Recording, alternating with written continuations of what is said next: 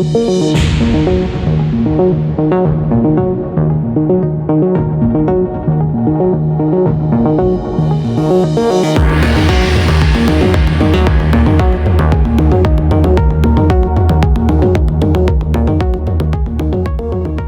team, welcome to the Faroe Islands, where it's raining. Obviously, of course it's raining. Why wouldn't it be raining? I'm here for a week and I've got cloud and rain forecast that whole time. There's an aurora forecast this week that's fairly boring, but then there's one evening where it's a KP of 4 and I think I need a KP of 5 for here, but you never know. If it's clear skies to the north, I might see something. Here's a fun fact. So this morning when I got off the ferry, I found 5 traffic lights in Tórshavn. They are the only 5 traffic lights in the Faroe Islands. So I've seen them all. Does that mean I win a prize? I'm heading at the moment to Saxon in the rain. Saxon is a town on the coast. There's a fjord and it is quite a narrow fjord and a cool gap between the mountains, which means back in the day it would have been a cool place to keep your boat. It's now kind of living museum. There's turf houses and there's a nice waterfall. There's an old church there.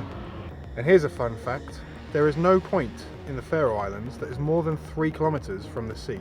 And another one for you as well. There are 50,000 people in the Faroe Islands, which means that every single one of them would fit in the Nou Camp Stadium in Barcelona, with room to spare for some Barcelona fans as well. There are more sheep than people, and these landscapes are incredible. I can't really see them at the moment because of the rain, but hopefully throughout the week they'll clear up and we'll get some good opportunities to get some good pictures. With the cloud cover, I'm going to have to maximise on sunrise and sunset when the sun might shine through underneath the clouds. If that does happen, we're in for some epic photos. If it doesn't, I'm just going to have a great time. Don't know about you lot. Let's do this.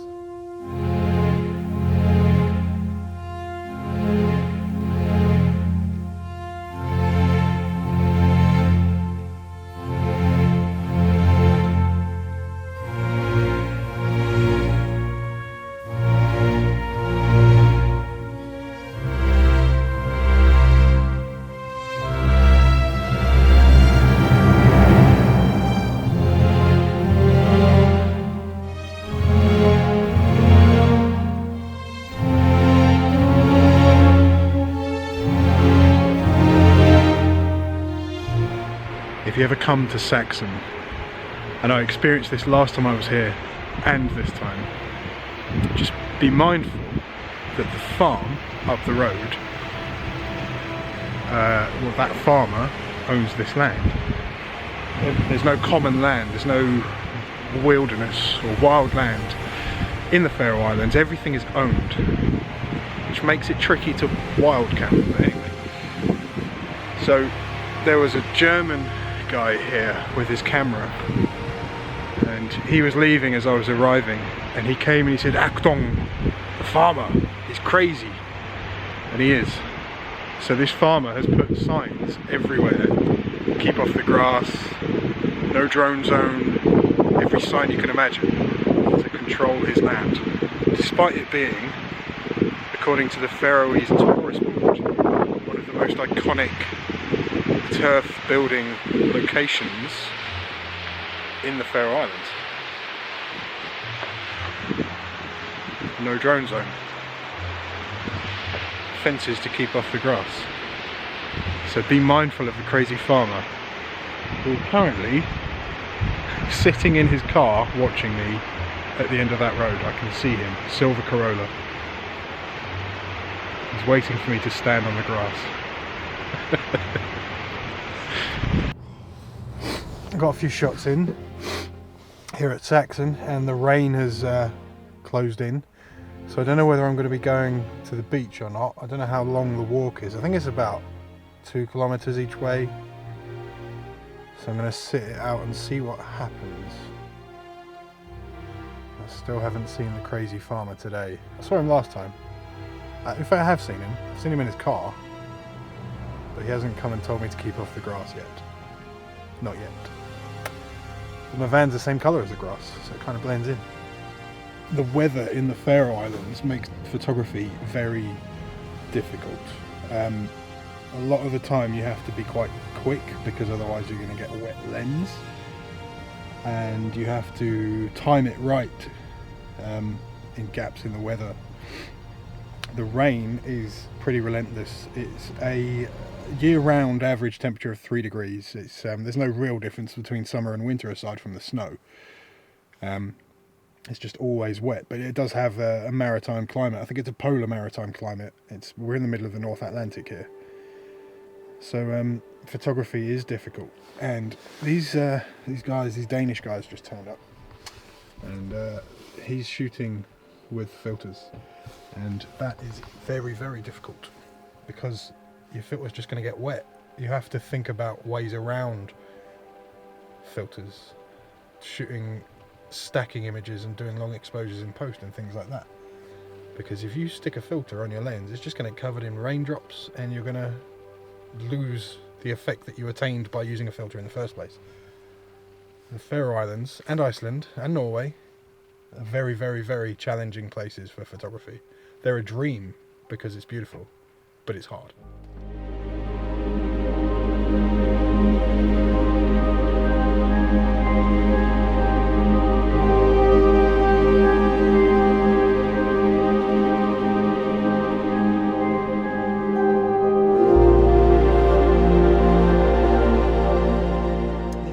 Tórshavn, the rainy Monday afternoon capital of the Faroe Islands. It's home to 20,000 people. So while I'm exploring Tórshavn, which translates to Thor's Harbour, let me tell you a little bit about the Faroe Islands.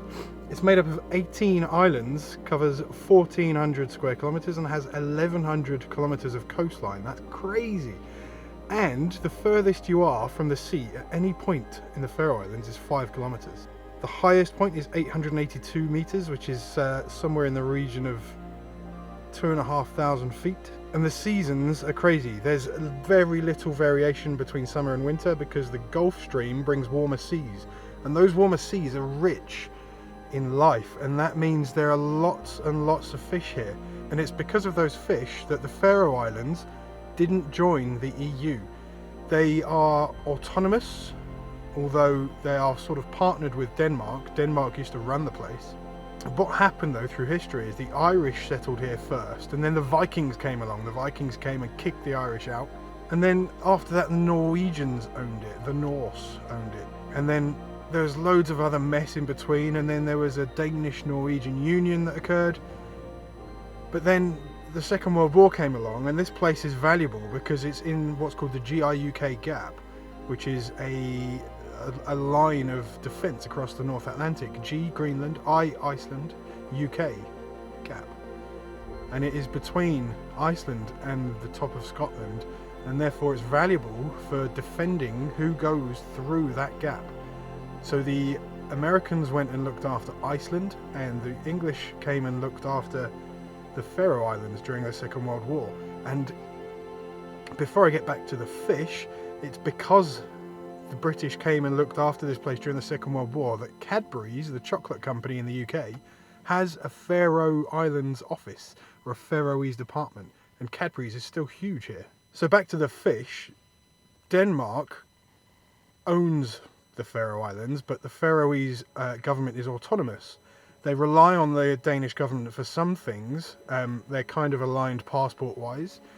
So the Faroese government decided they don't want to join the EU. They wanted to remain independent, and it's because of fish. 90% of Faroese exports are fish, and when you drive around or look around this place, it's clear to see that the sea is the big source of income, and it's the most important thing around here. It's all based around harbours and fishing and the water.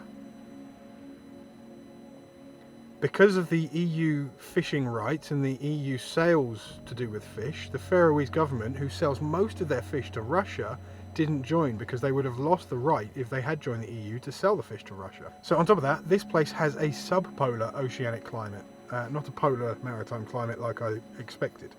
And the subpolar oceanic climate, with the Gulf Stream bringing in fresh, warm water the whole year round means that the climate here is fairly consistent. There is very little variation between summer and winter, and there's an average temperature of 3 degrees all year round. But with that weather and the topography of the Faroe Islands, the massive mountains that literally rise straight out of the sea and go straight up into the sky, means that the weather it's crazy. The weather changes drastically from time to time and from place to place because of the topography of the Faroe Islands. And the road network and transport network's pretty cool. So here in Tórshavn, the buses are completely free. Public transport here is free, which is pretty cool if you live here. The 18 islands, some of them are connected with roads and tunnels and bridges, and there's a brand new tunnel from here in Tórshavn that goes to Klaksvík, which is the world's first underwater roundabout inside it. To connect the islands together, there's a network of boats and ferries. Some take cars and some are passenger only, but there's also a government subsidised helicopter network. So if you take a one-way helicopter trip with Atlantic Airways, the government subsidises it and it's pretty cheap. It's kind of like a taxi service, but there's a schedule that runs through each week, so you can only take certain routes on certain days. Google didn't do Street View here for a very long time, and the Faroese tourist office, or the Faroese tourist board, petitioned Google to do Google Street View, and as part of their campaign to do it, because there are so many sheep here, they came up with Google Sheep View, where they attached cameras to the backs of sheep and let them wander around the Faroe Islands to bring a map together, kind of like Google Street View, but Google Sheep View, which I think is pretty funny. So this weather absolutely sucks. I'm losing daylight. There is no colour in the sky whatsoever, so I need to figure out if there's anything I can do for the rest of the day, and I don't think there is. So I think I'm gonna put up my Christmas decorations that I just bought from Bonus and make myself comfortable somewhere out of the way, get some food on, and we'll pick this up again tomorrow.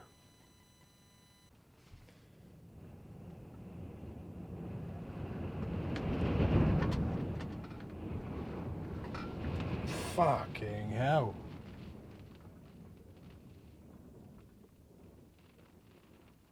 Well, this is the spot I found for tonight. I am 2,100 feet above sea level. And if there's no clouds, the view from here is amazing. But there are clouds. Now I need to make a decision. Do I stay here and get probably a quite uncomfortable night's sleep and gamble whether there's going to be a good view in the morning? Or do I trust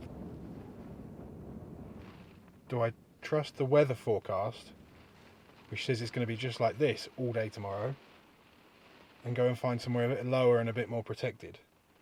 Because that wind that picked up just now, that was nothing compared to the wind that happened before, and there was tapping on my roof, which is basically the solar panel moving, and it's bolted in each corner.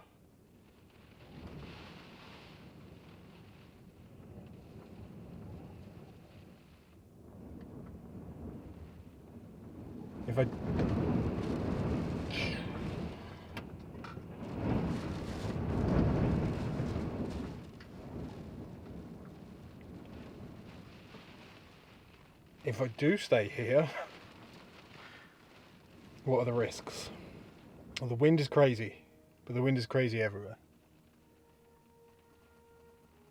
It's raining.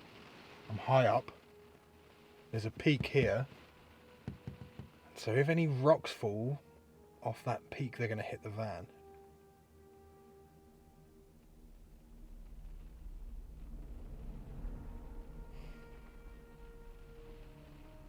If that wind goes every 10 minutes throughout the night, like it has been since I got here, I'm going to be thrown about in the bed.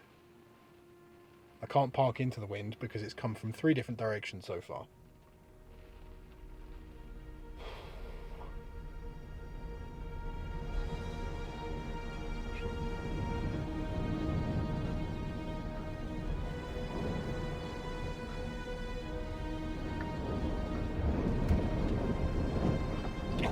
Fucking hell.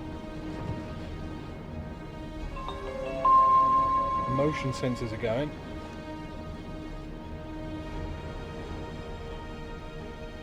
Based on the fact that every time that happens, I grab the steering wheel and I can hear the solar panel clattering against the roof, I would be an idiot to stay here, surely. Yeah, I'm not staying here. I'm not staying here. I'm gonna go find somewhere else. Fuck this. Okay, hi.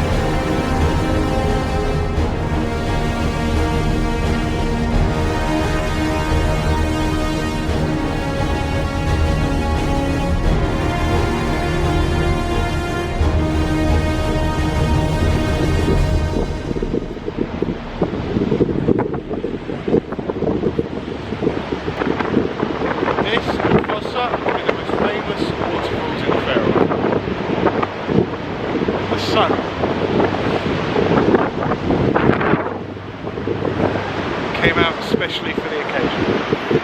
Nice.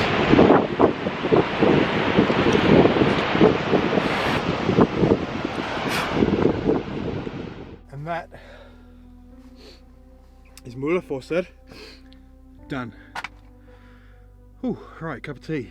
It's hard work being me.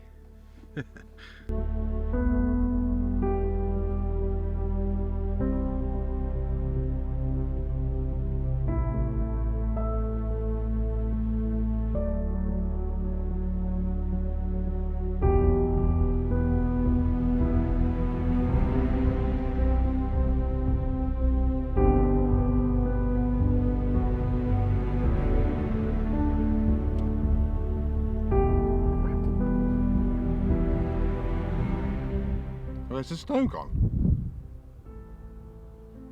I'm 2,200 foot up on a mountain, and last night this was caked in snow. I had a sunrise shot in mind that involved the snow.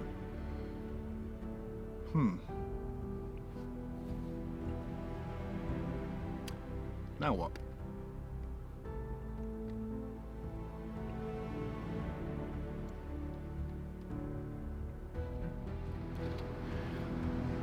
I've come to take some photos of the sea, and the wind has calmed down, which is nice.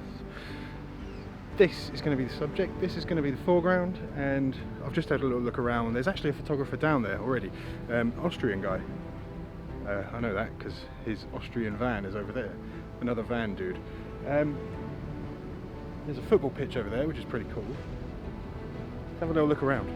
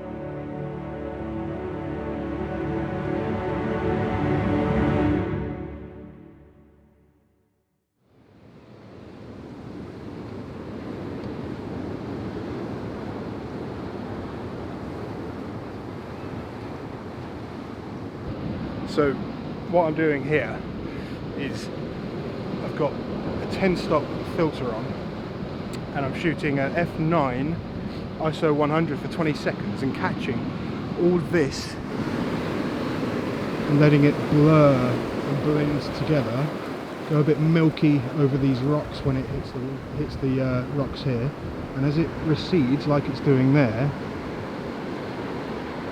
that's when the rocks become visible again, and that's where you get that sort of silky look to the foreground. All of that movement is captured with this.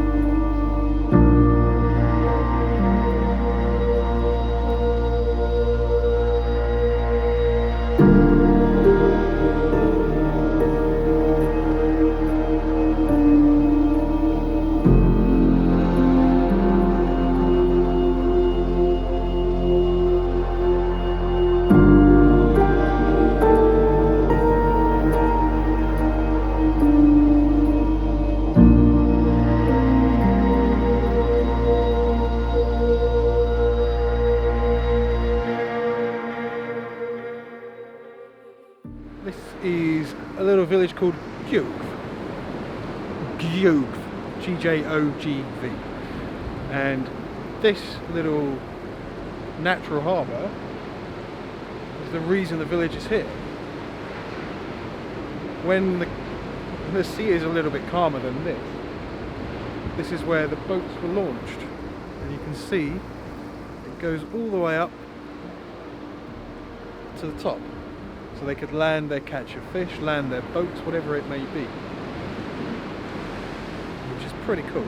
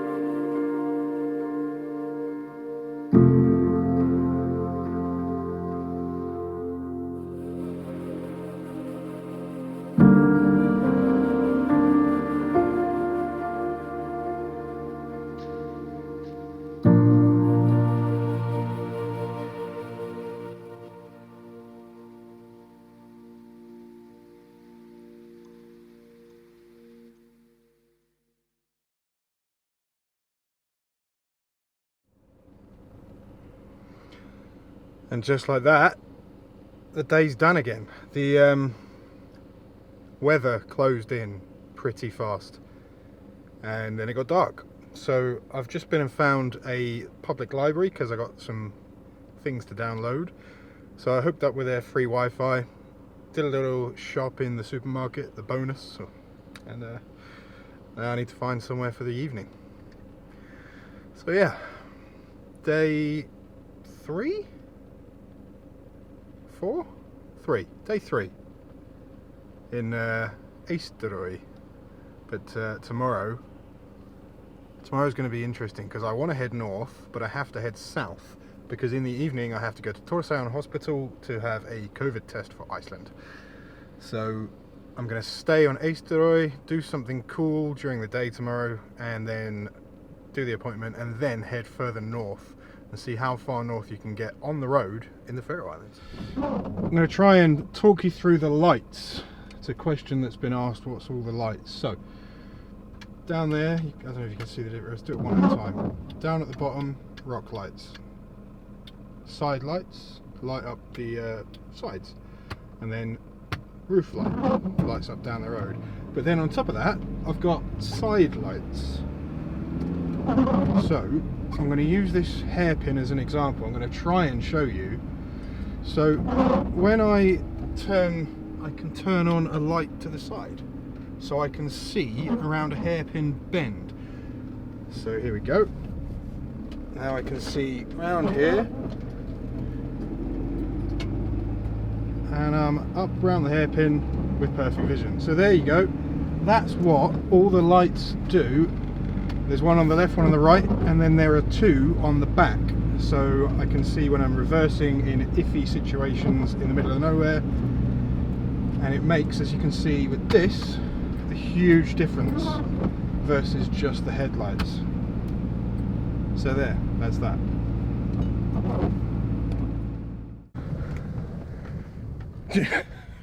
I can't even stand up. Just in case you were wondering, when I talk about the wind and the rain here, or if you've been watching my Instagram and I'm talking about the wind and the rain, the cab, can you hear it? I'm going to be quiet for a second, just listen to the various noises.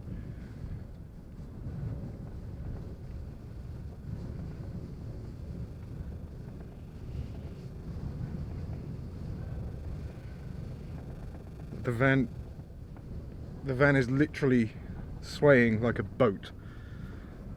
So if we climb up into the bed area,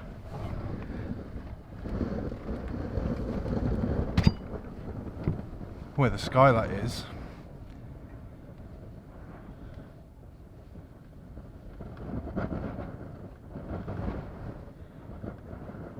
I'm pretty sure you can, even though it's just me versus the van background, I'm pretty sure you can see the swaying that's going on here.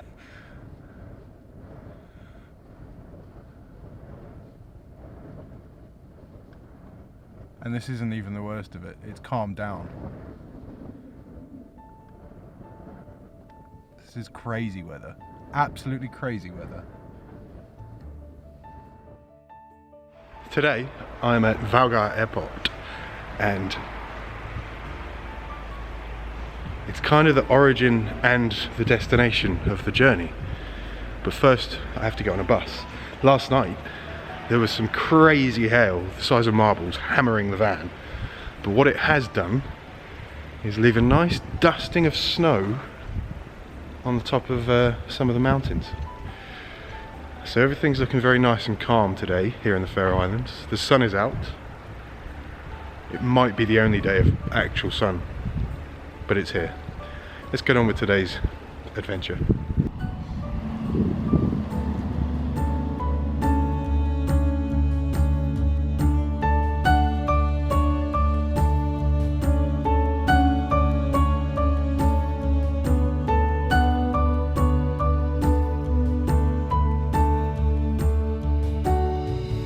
Here in Tórshavn, Falls Harbour, and this is the fort. It dates back to 1629.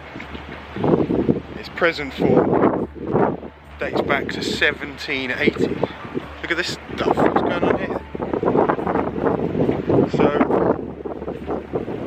when the British occupied the Faroe Islands in the Second World War, because of its strength as a barrier in the North Atlantic, this is where they were based. So here we have some very, very, very old cannons from hundreds of years ago. But on the other side, there's a Second World War cannon. It's pretty cool. And so is this. Now here's what I'm doing. Like I said before, the helicopters are like taxis. They're subsidised by the government. You can take a one-way trip for not a lot of money. So I parked at the airport and I got a bus here to Tórshavn, and now I'm going to get a helicopter back to the airport. I'm an hour early because better safe than sorry. I've just checked in. I'm the only one on the flight. It's a 12-seater, I think, 12-seater aircraft. It's an Augusta Westland 139. They have two of them. They double up as search and rescue aircraft. So it's the taxi service. They do a sightseeing service, which is expensive, from Valgard Airport. It's a round trip. And it's search and rescue as well. So there's the pilot, the co-pilot, and then a winch operator and a winchman. But here I am waiting, the only person on the flight. The fact that I'm the only one on the manifest doesn't mean there's not going to be anyone on the helicopter. Shouldn't get too excited. It just means I'm the only one getting on here at Tórshavn. This flight is Klaksvík to Tórshavn to somewhere else and then to Vágar. So there might be people on it already from Klaksvík. But hopefully not.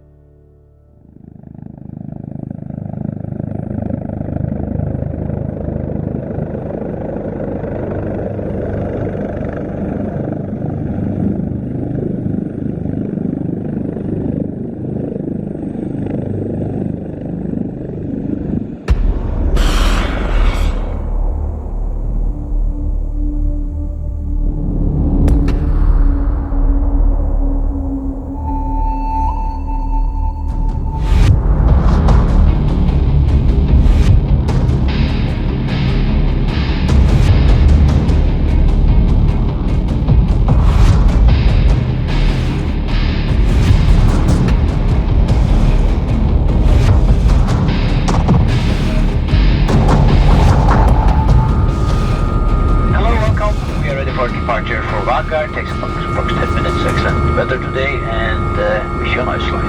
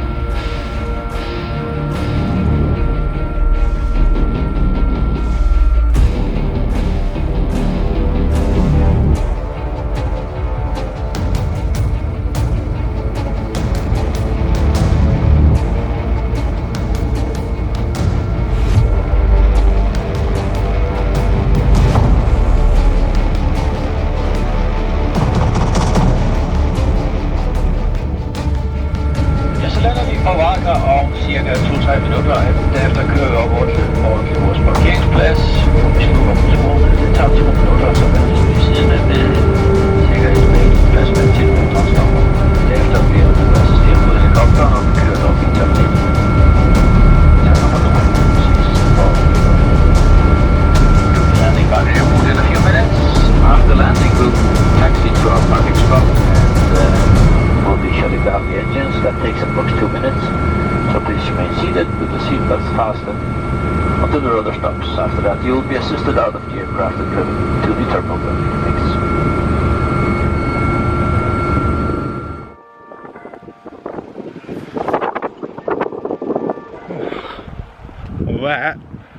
That was cool. 25 quid. 215 Danish kroner. $35 US. For a ride on a helicopter over that magnificent landscape. And here I am, back in the van.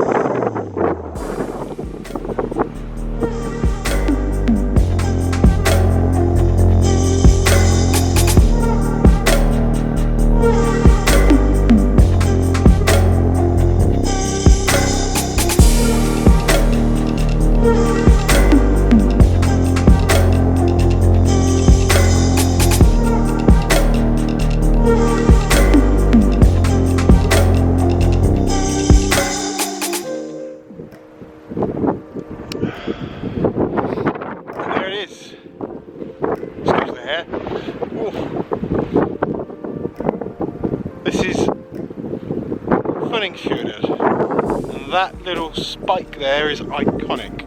You've seen it before in Faroe Islands pictures, I'm sure. The light's not great, but I'm having a good time.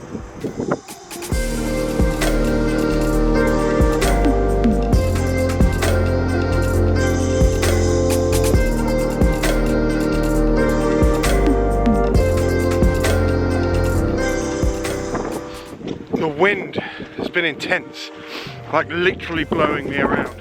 And I can't feel my ears, and my head hurts. So I think I need to warm up.